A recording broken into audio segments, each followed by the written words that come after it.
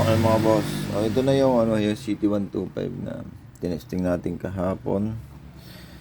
So hindi pa man natin nababaklas kahapon. Sabi ko nga, needle bearing. So ito na yan. Wala na tayo nakuha dyan na stick bearing mga boss. Naglugas-lugas na. Yun, yung kanyang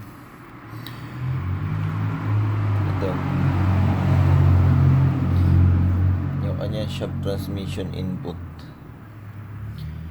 nagkaroon ng tama. So yan yung dalawang papalitan, pati yung bearing palit din yun.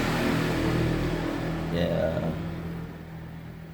napakabago pa nito, pero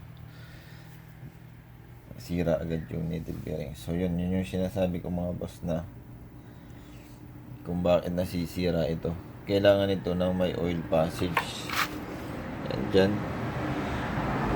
Pag akong gumawa nito mga boss, nilalagyan ko to ng oil passage para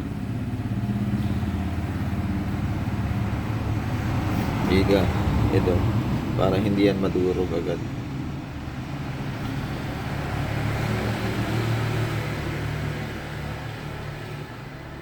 So yun lang yung naging problema nito, kasi napakabata pa. Bearing lang, stick bearing, kumakalas yung pag arangkada mo, kumakalas yung primera. Tapos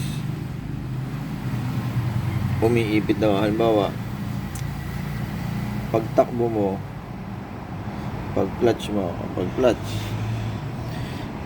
niyan, tapos magre-release ka, halimbawa tumigil ka, nakasalpak yung cambio, alinman, primera hanggang high gear, tapos tumigil ka, hindi na nanakbo, naka-clutch ka lang, magre-release ka, umiipit. Yun ang sign yan. Yan yung isang sign. Pero kung titingnan mga boss, no, kung halimbawa sasabihin, kasi bago pa nga ito, halos hindi naman to, malayo pa yung odo. Titingnan mo yung physical appearance ng motor, napakaganda pa nga. Saka dito, sariwa talaga yan, no? Hindi mo makitaan niya ng bakas na kahit sa change oil mga boss, hindi siya napabayaanan.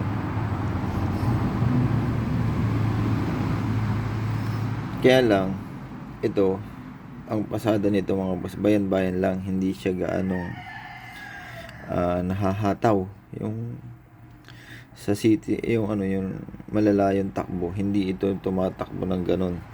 Mas malimit yung piga ng clutch, release, yung ganon.